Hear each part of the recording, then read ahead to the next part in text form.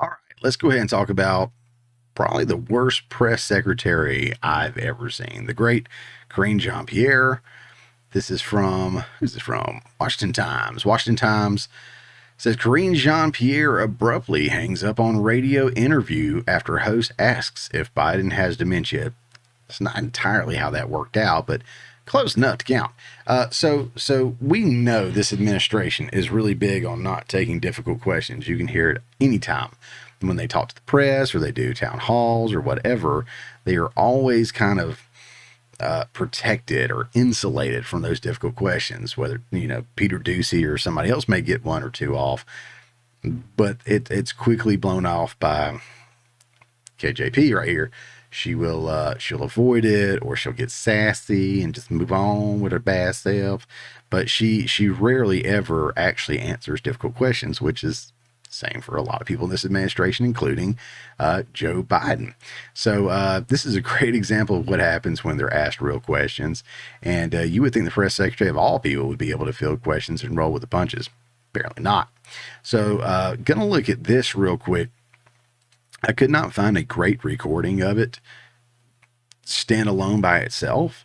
So I am kind of piggybacking here off of Black Conservative Perspectives channel. If you've never heard of him, let's see, I think I can show you. Yeah, Black Conservative Perspective. Great channel, great commentator, and that's him right there in the little screen. There he is. He's great. Dude's almost at 1 million subscribers. I mean, he's 3/4 of the way there, 768. He's absolutely killing it. So I hate to piggyback off of another commentator's stuff directly, but I want to make sure that because I'm giving him all the credit for that. But this was the best audio recording I could find from what this article was referencing, and I wanted to make sure I brought it to you. And we're going to go off of this so I can kind of start and stop and play with it a little bit and commentate along the way.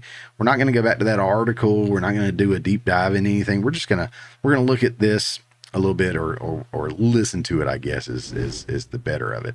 Let's see if it'll play for us, and we'll get into a little bit here. When I told a number of people that I was talking to you today, it was interesting, though. They all said, would you please just ask her, does the president have dementia? So before I move on from that, does he? Mark, I can't even believe you're asking me this question.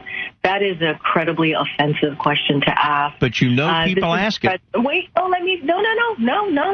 Mark, you're taking us down this rabbit hole. Let me. She spent like almost a half a second. No. And she does that. She doesn't do it because she's trying to recover from being interrupted. She tries to do that to buy time. This is like I don't know what you want to call it, a sociology kind of study or something like that on behavioral habits or something like that. This is her buying time to try to find an answer.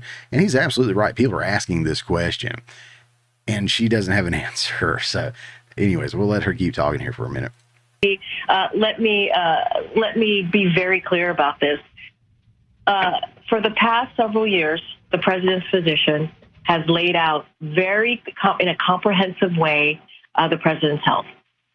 This is a president, if you watch him every day, if you really pay attention to his record and what he has done, you will see exactly how focused he's been on the American people, how historic his actions has been. And so she's going all around the world here. If you have watched him every day, if you've listened to him every day, if you've seen what he's done every day, you have more and more questions about his cognitive state, about his dementia, or just overall well-being. Again, I've said this before. I mean, it's almost like Weekend at Bernie's. This guy's dead to the world, and people are abusing him based off of his age, and they're forcing him to do stuff that's not him. He has no idea where he is, what he's doing.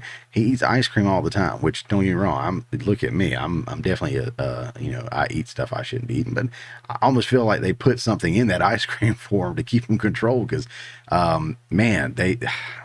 it is sad to watch. So I don't know what world she's living in. I know she's living in denial, which isn't just a river in Africa, but she's absolutely in denial, and so is the majority of the Democrat Party, at least the leaders over there, and they're losing a lot of Democrat voters. I know a lot of people that I know that have always voted Democrat or are anti-Trump are like, this dude just isn't with it. Biden's not with it, and his whole cabinet, administration, everybody are not with it.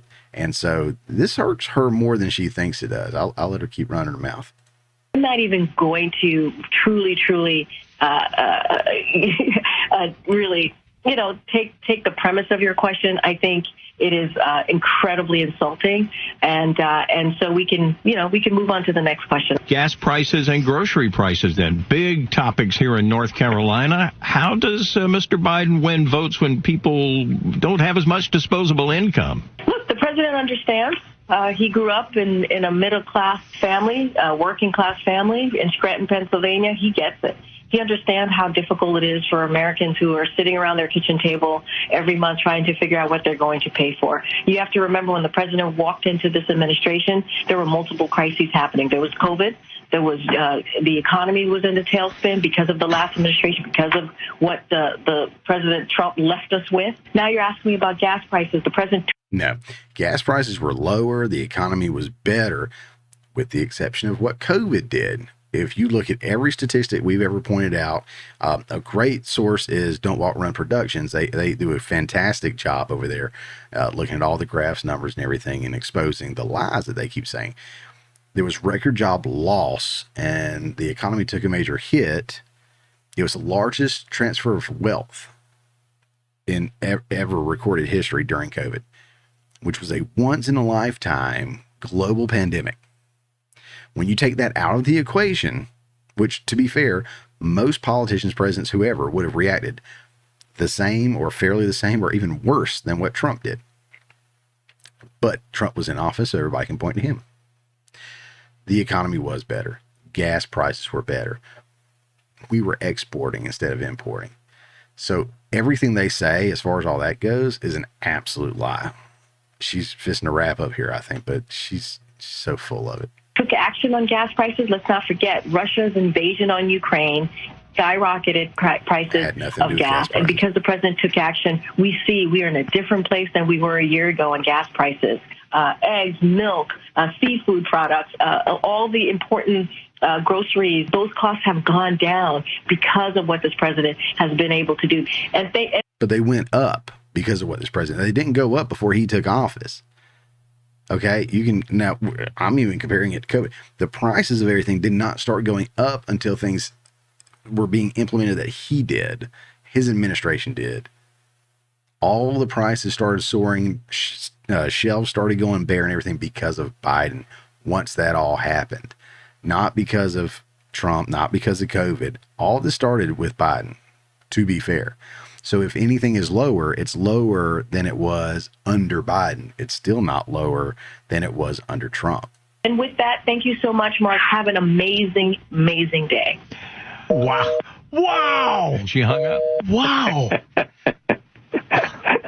I mean, Mark, listen, I am nominating you to get a press corps badge, and you need to go to the White House. I'm sorry, but you asked 4 incredibly salient, important questions that are all front of mind, nothing out of bounds, no baba booeying or anything like that, right? And you did it exactly right on. And I don't understand the fragility of this person. Yeah, and that's what it is. It's fragility of not only of her, but of this whole administration. Like I said, they've done everything they could to insulate all these people from getting legit questions that we want to know.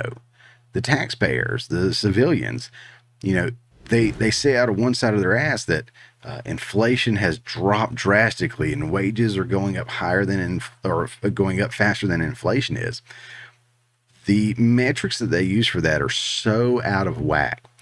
The average person still spends more money today on just the necessities, groceries and bills and whatnot. Mortgage rates are higher, interest rates, home prices, groceries, like I said, gas. Things are still higher than they were before Biden took office. We still spend more money today than we did 4 years ago, 5 years ago, whatever.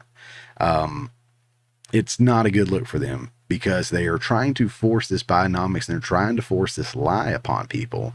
And people know now that they're lying, where they've always lied, don't get me wrong, But it's a lot more evident now when they go to the grocery store or they go to fill up their car or they, do whatever, and it costs them more and they have less money in their pocket to do it with. More people are diving into their savings or credit card debt than at any point in time in history. That's a fact. You can look that up. That is a fact. So don't believe them, and their whole thing is don't believe your own lying eyes.